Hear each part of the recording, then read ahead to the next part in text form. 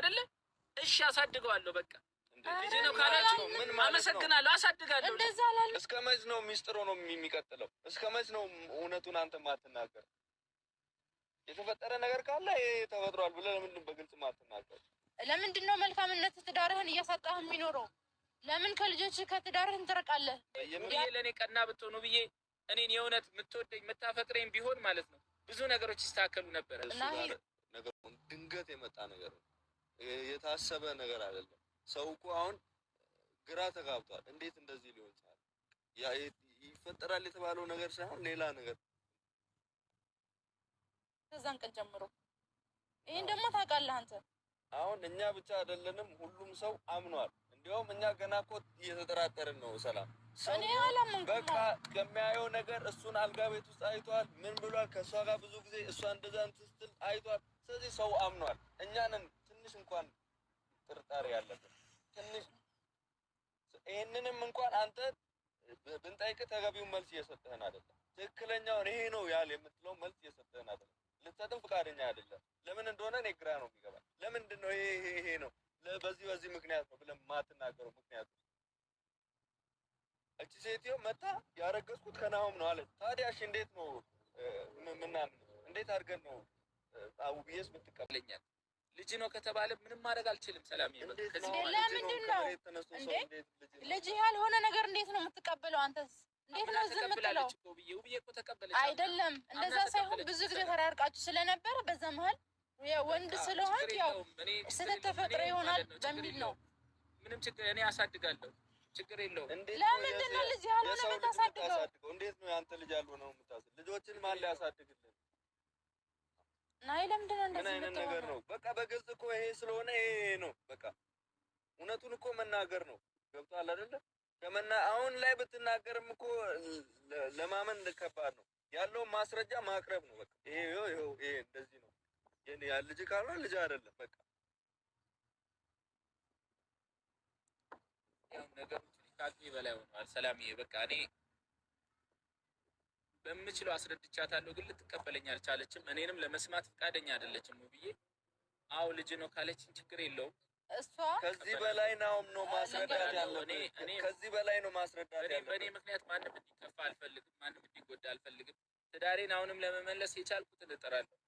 ከዛ ውጭ ግን እኔ ሌላ እንትን ውስጥ መግባት አልፈልግም። በቃ አይደለም። ለምንድን ነው ዝግት የማታረገው? ለምንድን ነው ሰው መጥቶ ይሄ አንተ ነው ይሄ እንደዚህ ነው ሲል ለምንድን ነው የዋህነትህ እየተጎዳህ የምትኖረው?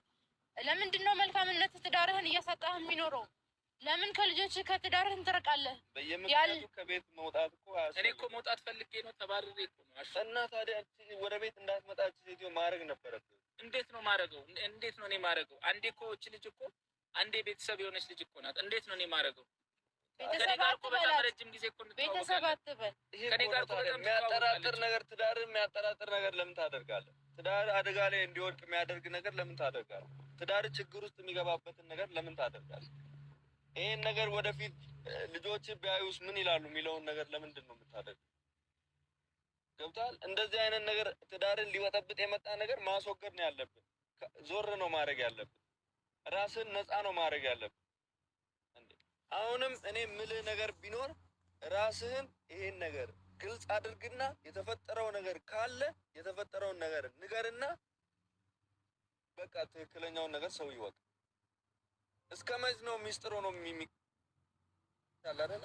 ያም ቢሆን እሱ ይሄ ነው ብሎ መንገር አለበት። እሱ ዝም ብሎ ሰው እንዴት ነው በግምት ሰው ያስፈራራታል? እንዲህ ተጎና ነው እንዲህ ማለት ምን ችለው እና ታዲያ እንዴት ልበል ስለ የሆነ ሚስጥር እንዳለ እኮ ከሰለሞን ጋር ሲያወሩ እኔ ሚስጥር ምናምን ሲባባሉ ትጠረጥሪያለሽ አይደለ? አዎ ብቻ የሆነ ነገር አለ መንገር ማይፈልጉ። ለምንድን ነው ግልጽ ማታረጉት? ምንድን ነው ችግሩ? ለምንድን ነው እኛን የምታስጨንቁት? አንተ ልጅ ካልሆነ የማታምንበት ከሆነ አንተ ካልተሳሳክ ሁልጊዜ ለሰው ልጅ በየዋህነት ትዳርክንና የምትወደውን ትዳርክና ልጆችን መስዋዕትነት ማድረግ የለብህም ብዬ ነው የማስበው። እንደኔ አስተሳሰብ ወንድ ልጅ ስለሆንኩ ብዬ ደግሞ የባልሽ ልጅ ነው ስትባል ማንኛውም ሰው እንደሚጠረጥረው ነው የጠረጠረችው። ስለዚህ አንተ እውነቱን አውጥተህ ወደ ትዳር የመመለስ ፍላጎት ካለህ ውብዬን የምትወድ ከሆነ